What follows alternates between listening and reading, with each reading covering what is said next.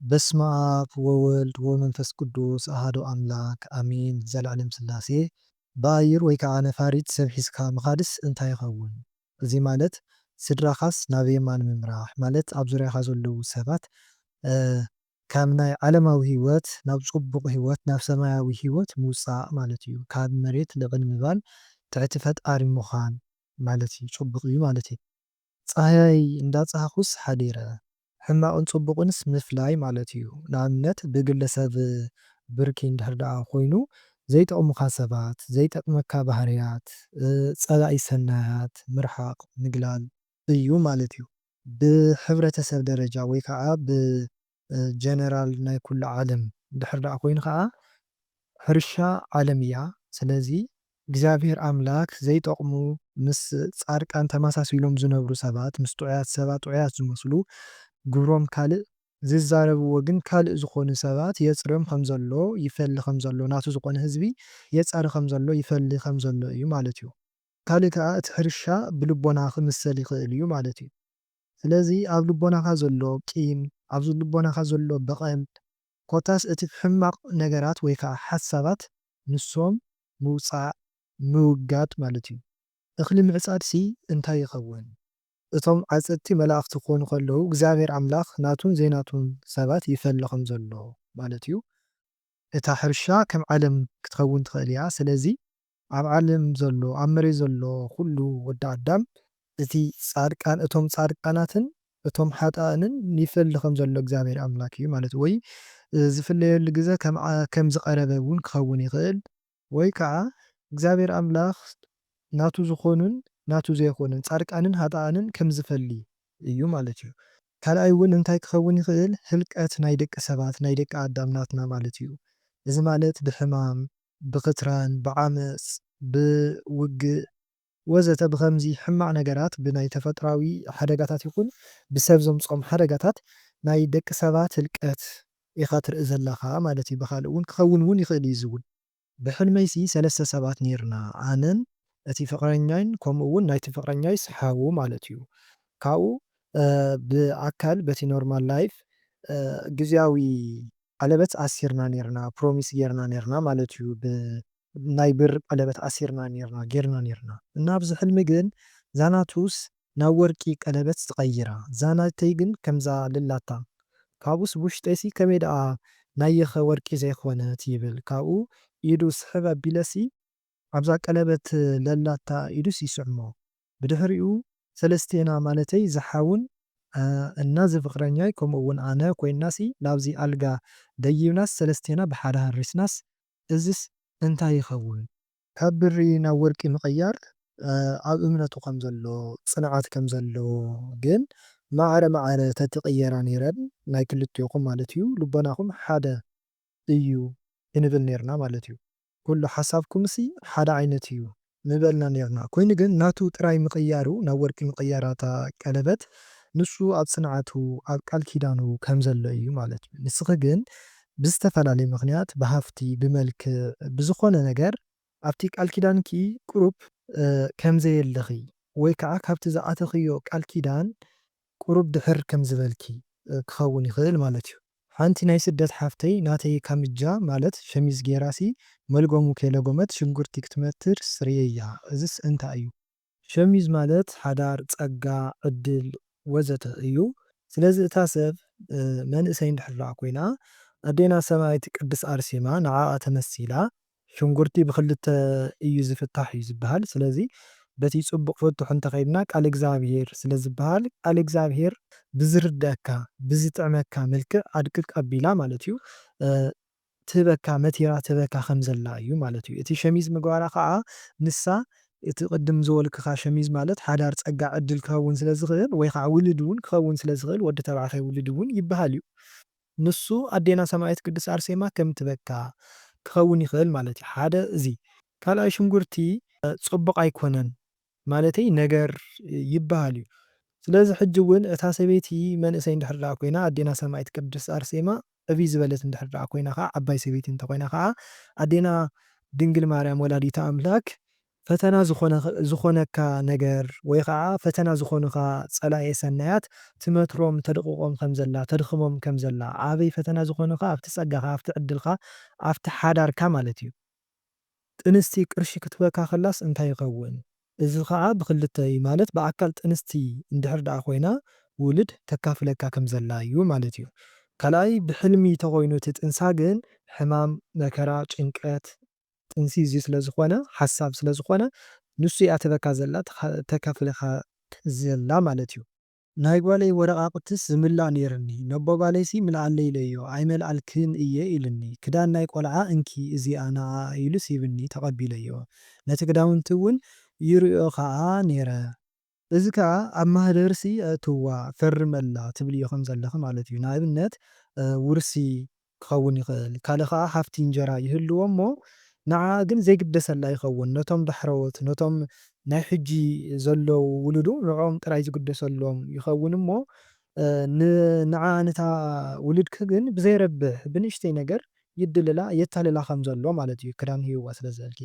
ስለዚ ብግዚያዊ ዝኾነ ነገርሲ ኣይትሸውዳ ማለተይ ናብቲ ማህደር ናብቲ ውርስስ እትዋ ክኸውን ይኽእል ማለት እዩ። ሓደ እዚ እዩ።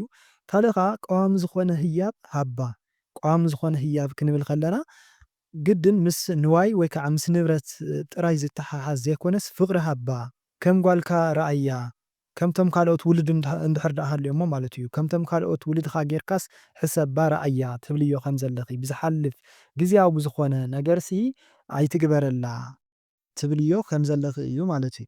ሓንቲ ናይ ፖሊስ መኪናስ ትመጽእ ይርኢ ካብኡስ ይሕባእ ክልተ መንእሰይ ኣወዳት እውንሲ ምሳይ ኣለዉ ካብኡ ሓደ ነዊሕ ወድስ ክሕዘና ይመጽእ እሞ ንከምስል ግንሲ ይስሕቕ ነበረ ማለት እዩ። ካብኡ ይሃድም ካብኡስ ዝተዓፀወ ገዛ ነይሩሲ ኣነ ናብኡ ከዓስ ክኸይድ ይፍትን ኣብኡ ከዓ 5 ተር ዝበላ ኣእዱግስ ነበራ ኩለን ሰጊረየንስ እታ ናይ መወዳእታ ኣድጊ ግን ትረግሐኒ እሞ ናብ ጫካ ይኣቱ ኣብኡ ከዓ ይሃድም እቶም ክልተ መናእሰይ ከዓ ምሳይ ነበሩ ሽዑ ሓንቲ ዝፈልጣ ሰበይትስ ምስ ወዳስ ይረኽባ ማለት እዩ። ካብኡ ተር ዝበለ መንገድስ ይረኣየኒ እቶም መናእሰይ ትብልዮም ዘለኺ ሚካኤል ወገብርኤል እዮም ማለት እዩ። ስለዚ ቅዱስ ሚካኤል ሊቀ መላእክትን ሊቀ መላእክት ቅዱስ ገብርኤልን ኣብ ግዜ ፈተናኺ ኣብቲ መከራኺ ምሳኺ ከም ዘለዉ ኣብ ጎንኺ ከም ዘለዉ እዩ ማለት እዩ። እቲ ትጎዮ ዘለኺ ጉያ ከዓ ህውከት ሓሳብ ጭንቀት ሃለውለው ምባል ብእንጀራ ዓለም ክኸውን ይኽእል ብኩሉ ብነፍሲ እውን ክኸውን ይኽእል ማለት እዩ። ስለምንታይ ጉያ ዕድመ ፈተና ጭንቀት ሓሳባት እዮም ማለት እዩ ብኸምኡ ስለ ዝፍታሕ እተን ኣእዱግ ከዓ ጸላኤ ሰናያት ርኩስ መናፍስቲ ወይ ርኩስ መንፈስ እዩ ማለት እዩ። እታ ሰበይቲ ዝረኸብክያ ከዓ ኣዴና ቅድስት ድንግል ማርያም እያ ማለት እዩ። ንዓ ምስ ረኣኽያ ከዓ መንገዲ ትረኽቢ ማለት ናብቲ የማናይ መንገዲ ዝመርሕ ናብቲ መንፈሳዊ ህይወት ዝመርሕ ብሩህ ዝኾነ መንገዲ ክውን ብሩህ ይኸውን ማለት እዩ። ነዴና ድንግል ማርያም ክትረኽብያ ከለኺ ወይ ከዓ ንዓይ ለምንኒ ካብቲ ኣብ ጭንቀት ኣብ ሓሳባት ኣብቲ ሃለው ሃለው ምባል ብናይ እንጀራ ክኸውን ይኽእል ብዝተፈላለየ ኣብ ህውከት ትህልው እሞ እንተሃሊኺ ማለት እዩ። ስለዚስ ንዓይ ለምንኒ ኣነ እቲ መንገዲ ክሕብረኪ ንዓይ ሕተትኒ እያ ትብለኪ ዘላ ኣዴና ቅድስት ድንግል ማርያም ማለት እዩ። ሚካኤል ወገብርኤል ከዓ ይራድኡኺ ከም ዘለዉ እዩ ማለት እዩ። ጸለምቲ ፖላይሲ እንዳጓየዩኒ ሽዑ ናብ እንዳ ዓመይስ ኣቴስ 3 ማዕጾ ኣሎ 3 ማዕጾስ ዓጽየዮ እቶም ዘጓየኹ ዘለዉ ጸለምቲ ፖላይስ ትብልዮም ዘለኺ ርኩሳት መናፍስቲ እዮም እና ካብ ጸላኤ ሰናያት ምምላጥ እዩ ማለት እዩ። ከድኪ ዝገዛ ተዓጽዮ ዘለኺ እቲ ገዛ ከዓ በዓልኺ ልቦናኺ እውን ክኸውን ይኽእል እዩ ማለት እዩ። ብኻሊእ እዚ ማለት ኣንደበትኪ ሕማቕ ካብ ምዝራብ ሕሊናኺ ከዓ ሕማቕን ጽቡቕን ምፍላይ ልቦናኺ ከዓ ሓሳብኪ ኩሉ ነዚ ንከይሕዙ ዓፂኽዮም ከም ዘለኺ ልቶም መናፍስቲ እውን ክኸውን ይኽእል ማለት እዩ። ብሓፈሻ ግን ካብ ርኩሳት መናፍስቲ ምምላጥ እዩ ጽቡቕ እዩ። ዝፈልጠን ሰበይቲሲ ይስዕማኒ እዘን ሰበይቲ መነኩሴ እንድሕር ደኣ ኮይነን ኣዴና ክርስቶስ ሳምራ እያ እንድሕር ደኣ ዓባይ ሰበይቲ ስቑኢለን እንድሕር ደኣ ኮይነን ኣዴና ድንግል ማርያም በቃ ምስዓ ማለት ብሓፂሩ ፍቕሪ ምግላፅ ምርኻብ ማለት እዩ። ጽቡቕ እዩ። ዘይቱን ምብላዕኸስ እንታይ ይኸውን እናበላዕኹ ሓዲረ ዘይቱን ቃል ቅዱሳን ጥዑም ዝኾነ ቃል ኣምላክ ምምጋብ ምብላዕ ምድማፅ ማለት እዩ። ሓንቲ መሓዛይሲ ንገዛይ ትመጽእ እሞ ደቂሰ ከለኹስ እንዳሰሓቐት ኣትያ ኣነ እውንሲ እንዳሰሓቕኩስ ተቐቢለያ ሽዑ ክዳውንተይ እንዳፈተሸትሲ ኮርያ ብድሕሪኡ ማለት እዩ። እንታ ደኣ ኮንኪ እንተበልክዋሲ ምዝራብ ዝተኣበየኒ ሽዑ ክዳና ስረኣ ማለት እዩ ገዲፋትለይስ ከይዳ እንታይ ደኣ ኮንኪ ተበልክዋስ ዘይትምልሰለይ ካብኡ እውንሲ እንትፍ እንተበልኩሲ ደም ኮይኑ እዚ ከዓ ኣብታ መሓዛኺ ዘሎ ኣብ ልዕሊኣ ዘሎ መንፈስ ቀናዕ ከም ዝኾነ መናው ከም ዝኾነ ከምኡ ዓይነት መንፈስ ከም ዘለዋ እዩ ሕፅር ብዝበለ ማለት እዩ። ክዳን ክትፍትሽ ዘላ ከዓ ኣብ ሓዳርኪ ሓዳር እንድሕር ደኣ ሃሊኪ ሓዳር እንድሕር ደኣ ዘይብልኪ ብሓፈሻ ንዝመጽእ ዋላ ንድሕሪ ሕጂ ንዝመጽእ ናይ ሓዳር ነገራት ኣብኡ ኣብታ መሓዛኺ ልዕሊኡ ኣብ ባዕላ ዘሎ ርኩስ መንፈስ ኣብኣ ዝሓደረ ርኩስ መንፈስ ይቐነልኪ ከም ዘሎ ሓዳር ንከይትረኽቢ ይፅዕረልኪ ከም ዘሎ እውን ክኸውን ይኽእል ማለት እዩ። እቲ ምንጋር ኮርያ ትብልያ ዘለኺ ከዓ በቃ ሕጉስቲ ከም ዘይኮነት በኣኺ እዩ። እቲ ስረ ትገድፈልኪ ዘላ ከዓ ናታ መንፈስ ይፈታተነኪ ከም ዘሎ ገዲፋትልኪ ትኸይድ ከም ዘላ እዩ ማለት እዩ። እቲ ኣብኣ ዘሎ መንፈስ ሕጂ እውን ይፈታተነኪ ከም ዘሎ ኣባኺ ንዓኺ ማለት እዩ። ብምቕጻል እቲ እንጥፍ ክብል ከለኹ ደም ዝመስል ይወፃኒ ዝበልክዮ ከዓ ቀዳማይ ኣብ መንፈሳዊ ህይወት እንተሃሊኺ ኣብ ጸሎት እንድሕር ደኣ ተሃሊኺ መተት ብምግቢ ዝኣተየ ክኸውን ይኽእል ብዝተፈላለየ መልክዕ ዝኣተወ ወይ ከዓ ናይቲ ርኩስ መንፈስ መርዚ ይወፀለኺ ከም ዘሎ እዩ ማለት እዩ። ካልኣይ ከዓ ደም እንጀራ እዩ ዝበሃል። ስለዚ ትገፍዕዮ እንጀራ ከይህሊ ማለት እዩ። እዚ ማለት ትገፍዕዮ ስራሕ ወይ ከዓ ትገፍዕዮ ዓርኪ እውን መሓዛ ክኸውን ይኽእል ማለት እዩ። እንድሕር ኣብቲ ግፍዒ እንድሕር ደኣ ዘየለኺ ኮንኪ ከዓ መተት ይወፀልኺ ከም ዘሎ እዩ ማለት እዩ።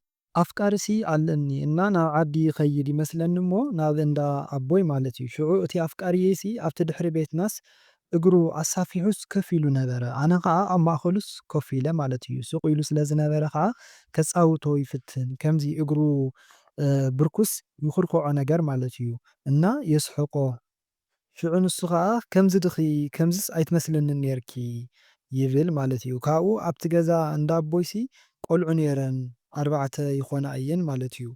ካብ ወለድናሲ ናብ ዝኾነ ገይሾም እዮም መሲልኒ ከምዚ ገዛ ሓለዋ ዝተባህላ እየን ዝመስላ እተን ቆልዑት ንኣሽቱ እየን እተን ቆልዑት ሓንቲ ግን ካብአንስ ዕብይ ዝበለት ነበረት ማለት እዩ።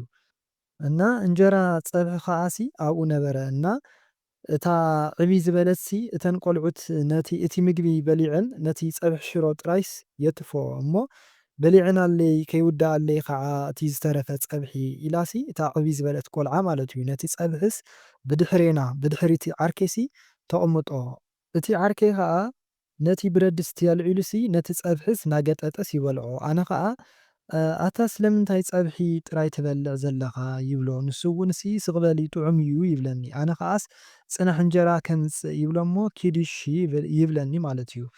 ኣነ እውን በለው ዝጽናሕ እሞ እንጀራስ ከምጽእ ኢለስ ክኸይድ ክብልሲ ዝረስሐ ካልሲ ነይሩ ናቱ ማለት እዩ። ነዚ እውንስ ተማልእዮ ኣጽርዮ ኣምጽዮ ይብለኒ እሞ ኣነ ከዓ እሺ ኢለስ ናኸድኩ ከለኹስ ኣብ መንጉኡስ ብር ኣቢለ ከፍ ምባልኩም ማለት ሓቢርኩም ከፍ ምባል ሓደ ኣካል ከም ዝኾንኩም ፍቕሪ ሓድነት እዩ ማለት እዩ። ንስኺ ናቱ ክፍሉ ከም ዝኾንኪ ንሱ እውን ናትኺ ክፍሊ ከም ዝኾነ እዩ ማለት እዩ።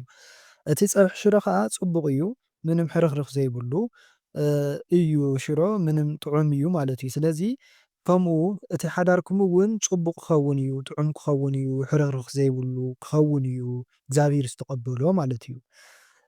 እንጀራ ከምጽእ ትብልዮ ዘለኺ ከዓ ትሕግዝዮ ከም ዘለኺ ናብ ጽቡቕ ትመርሕዮ ከም ዘለኺ እሺ ኪዲ ዝብለኪ ዘሎ ከዓ ንሱ እውን ከም ዝኣምነኪ ከም ዝእዘዘኪ እዩ ማለት እዩ።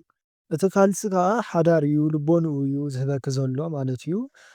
ዝኸፍተልኪ ከም ዝኸፍተልኪ ዘሎ ማለት እዩ እቲ ልቦንኡ ካልሲ ሓዳር እዩ። ወይ እውን ኣብቲ ሓዳርኩም ዝኾነ ቁሩብ ፈተና ይኸውን እሞ ንሱስ ኣጽርዮ ይብለኪ ከም ዘሎ ብምንታይ ብጸሎት ንእግዚኣብሔር ብምምሕፃን ማለት እዩ። ሕጂ እውን ካልእ ሓሊመሲ ምስ እዩ ምስቲ ኣፍቃሪ ማለት እዩ ብስልክሲ እንዳዕለልና ከለናሲ ሓደ ዘይፈልጦ ወዲ መፂሲ ኣነ ምዃንኩ ምስ ረኣየሲ ስማዓንዶ ስለምንታይ ምስኣስ ትደዋወል ዘለኻ ንሳኮስ ኣብ ስደት እያ ዘላ ምናምን ይብሎ ማለት እዩ። ካብኡ ንሱ ከዓ ሰንቢዱስ ነታ ስልክስ ይድርብያ እሞ ንሱ ይበኣስ ይከራኸር ማለት እዩ። ኣነ ከዓ በቃ ተባኢሶም ኣይምለሲ እናበልኩሲ ይሓዝን ከምኡ እናበልኩ ከለኹ ብኣካልስ ይመጹ እሞ ኣነ ኸዓስ ደስ ይብለኒ መጺኻ ይብሎ እወ ወቂዐየስ መጺአ ይብለኒ እሞ ኢዱ ስሕብ ኣቢለሲ ይስዕማ ነታ ኢዱ ማለት እዩ። እቲ ምስዓም ፍቕሪ ምግላጽ እዩ፣ ውህደት እዩ፣ ምርኻብ እዩ።